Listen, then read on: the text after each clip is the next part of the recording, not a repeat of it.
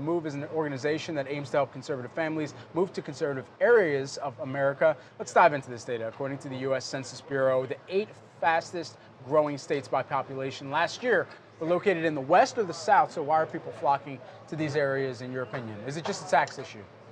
Yeah, Brad and Tim, thanks so much. Most issues are pocketbook, and I will say our company largely helps any family for that matter. Most of our clients are conservatives. They're living in blue states. They are middle class, or they're small business owners. Most of them have very young kids, and so in these high tax states, it's very difficult for them to purchase a home. When you look at the cost of gas, say like in California right now, they're close to maybe $4 a gallon. Out here in Texas this morning, I filled up for a $1.74. No income tax, and so when you look at states like New York, New Jersey, Illinois for that matter, California, you're squeezing out the middle class, and they're going to these low cost states from a tax perspective that you mentioned, and it's happening in pretty big waves. I'd also like to mention something politically that I think is really fascinating, is I hear often here in Texas that, gosh, all the people that are moving here from California, New York, New Jersey, they're going to vote liberal and they're going to change our state and make it a high tax state.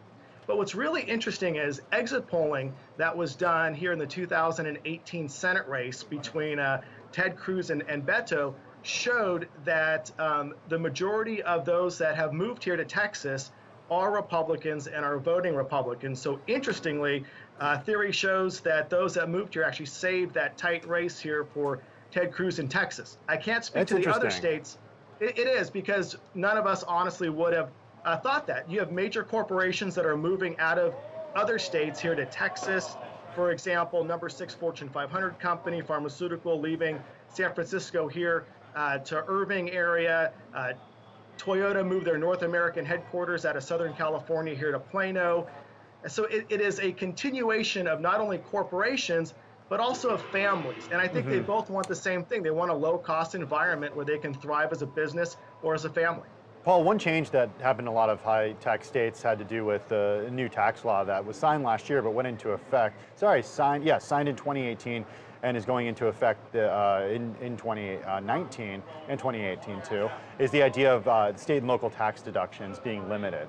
So if you live in a high-tax state, somewhere like New York or somewhere like California, you can only deduct a certain portion of those taxes from your federal tax returns. Are you seeing any effect on the way people are moving because of that tax law? We do. Along the coastal areas, Orange County, San Diego, houses out there are, valued very high, well over $1 million.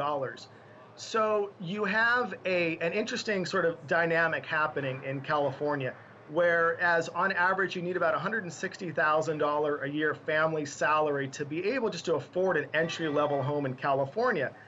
But the problem is in California, because of regulations, there's about $200,000 that is baked into just being able to build a home on a small plot of land. So it artificially inflates the cost, where in other states you don't have those same issues. However, it again comes back to pocketbook issues. I have a lot of friends who are Democrats back in California who are looking at their deductions coming up for the tax year and are quite frustrated with what's happening. So yes, we are seeing an impact. Paul, you were formerly within the White House working as a policy advisor as well, that we know about. When you think about people moving to specific areas where they cater more to their beliefs, is that better or worse for a future presidential election because you're having such a concentration of those voters? Yes, so this is a really interesting phenomenon, and I've got a doctoral degree in organizational leadership, so I love looking at organizational structures and people and segments and why things are happening.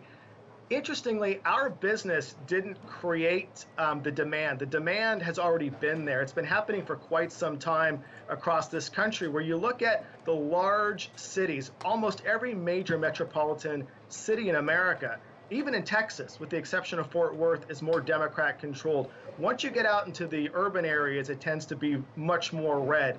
So there is a natural grouping of people moving.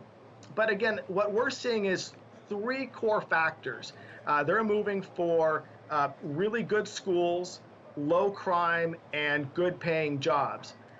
Sort of by default, those areas are happening in those states that you just mentioned. And so from our perspective, we help families not only move from blue states to red states, but when you tear that apart and you look at the numbers, the number one most popular state right now is Texas by far.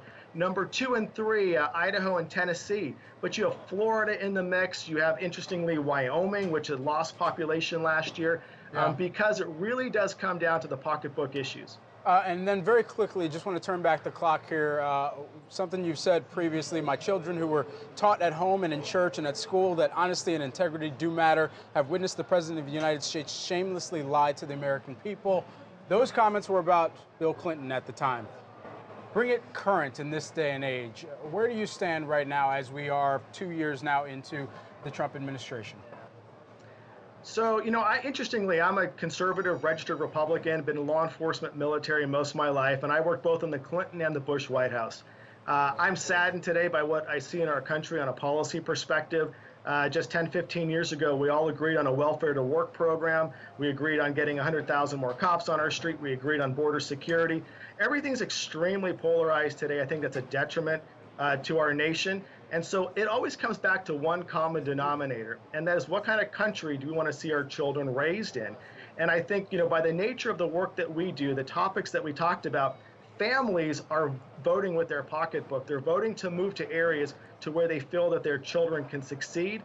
And I support the president's agenda for the most part. I think what we've seen with the economy, with strong border security, supporting law enforcement, I think those are core pillars of where we need to go, but clearly a lot of more work needs to be done. I am pessimistic, though, about 2019 going forward, just from, I think, what we've experienced recently. And Paul Chabot, president of Conservative Move, thanks so much for your time. We appreciate you joining us today. You're welcome. Thank you.